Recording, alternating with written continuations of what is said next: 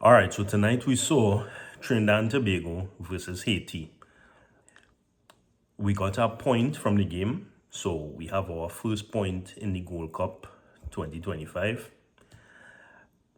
Okay, cool, we have a point. We played a very attacking line.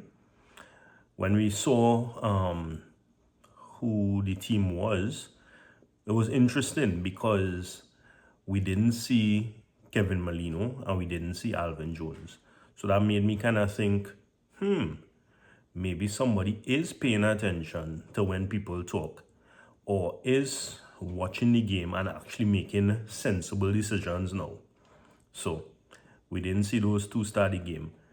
We saw Rio Cardines, and I think Rio Cardines, young player, still had a solid game and did well on his side. We saw Andre Raymond start the game. He had a tough game. To be quite honest, I think the entire team had a tough game. So Dwight York in his press conference said that we were poor in the first game against USA in all areas of the field, and he was expecting a reaction. Honestly, I think the reaction here would be more disappointed. It wasn't an embarrassment in no way, so we cannot get over that one. But again, I think we're respecting teams too much. We played this game with, it almost seemed like 5 in the back again, 3 in the middle, and Levi and Natty on top. But for some reason, again, we decided to play kick away. As we get the ball, or as the ball reach and one of our players in close proximity, instead of looking for a midfielder to link the game, it was one or two things: kick it out of the game itself or dump the ball forward. We've seen this kind of football before. The previous coach, that was his standard. And then he would have tried to bring some attack in the second half, which we kind of did in this game.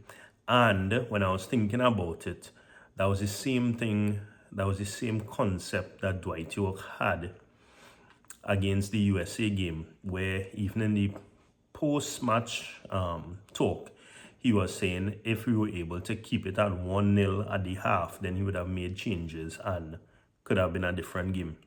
So this has me thinking, what new is Dwight York really bringing to the team in terms of coaching strategy?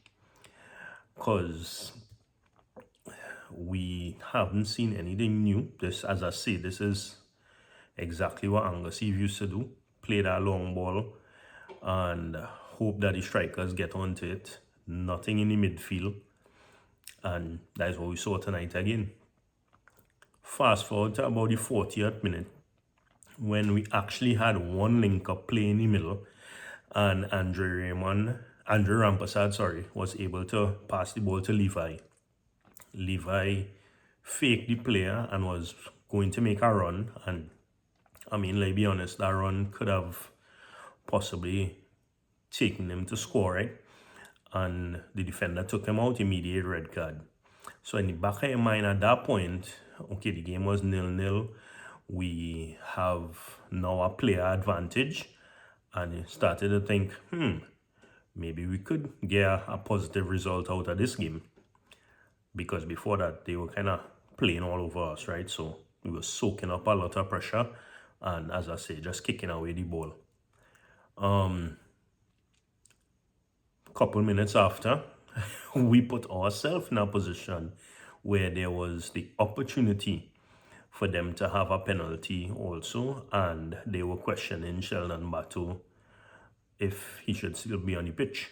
The Fox commentators, I think they had some referee who they were reaching out to. The referee was saying that it looked like a penalty. The initial call looked like a penalty.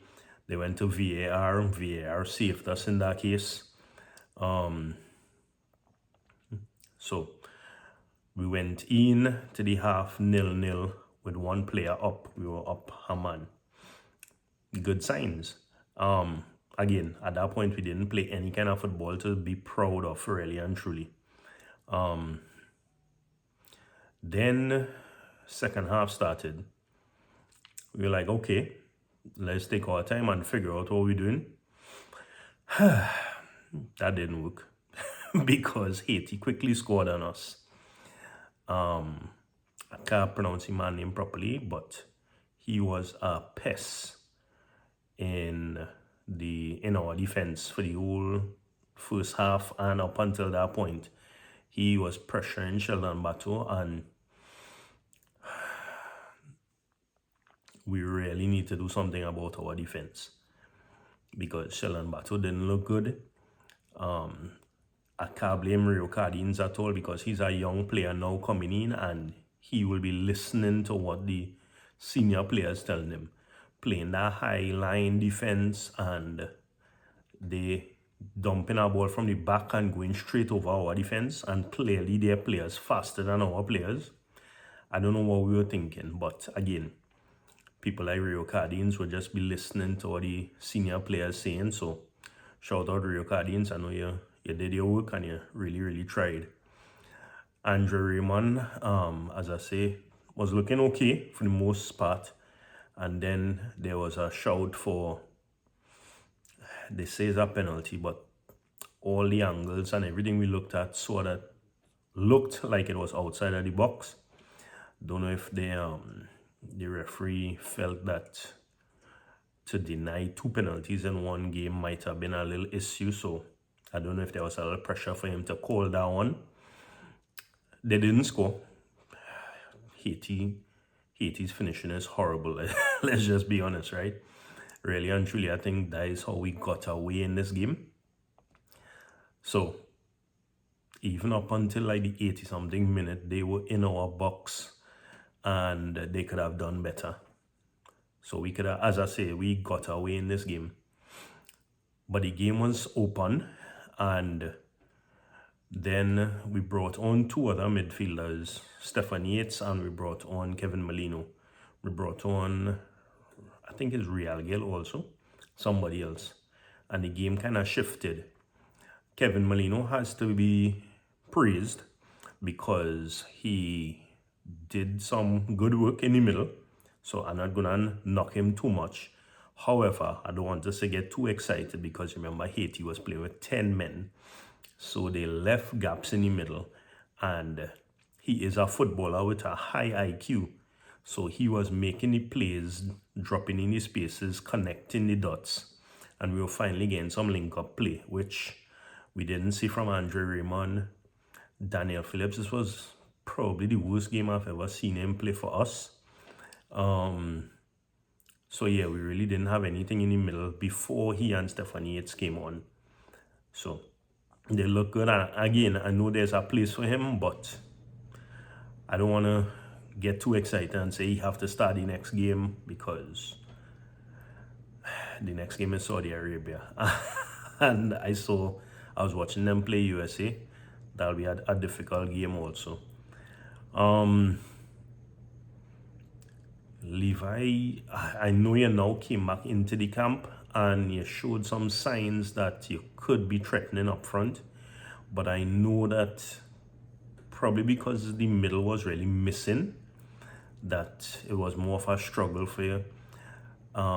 We are accustomed seeing Natty running back and picking up the ball and going forward, so I don't know exactly what the strategy was in the first half at all. Even some in the second half, it seemed like everybody was just playing for themselves. Nobody wanted to cross a ball. Nobody wanted to play 1-2. Tyree Spicer had at least 3 good chances. He could have played a ball in. He went ahead and tried to make something out of nothing. Hit the post. Or I didn't even think he hit the post. I think it was outside the net. When he could have easily squared the ball.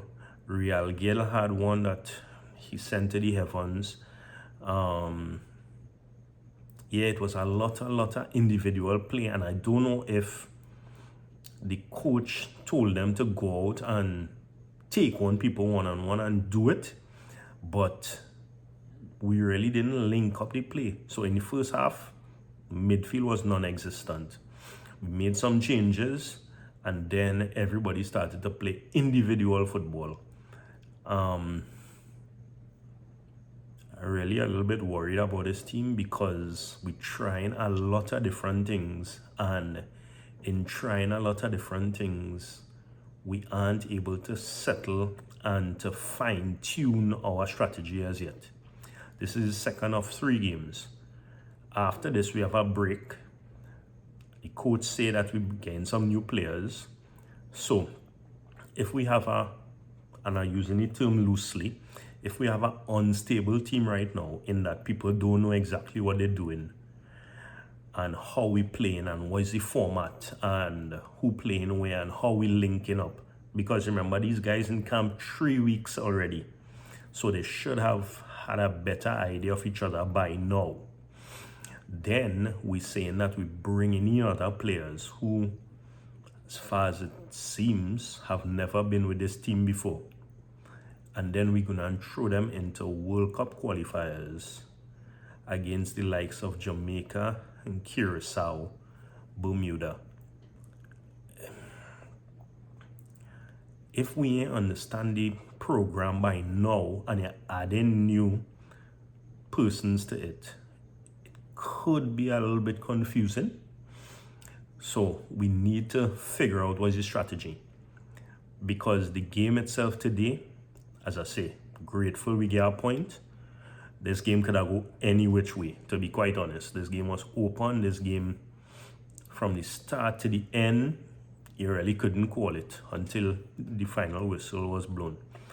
But we should be fine-tuning things right now.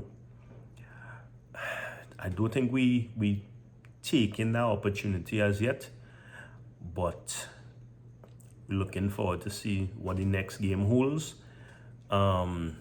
Again, really hope that we get it right soon, because we dying to support the team. We hungry to support the team, but it's definitely a challenge to support this team at this point. So again, continue to like, share, and subscribe. Tell me your thoughts. As always, we'll talk in the comments. Tell me what you saw that you think is positive, what you saw that there are opportunities to improve. Let me know. Let me know in the comments, and I look forward to hearing from you all. Thanks.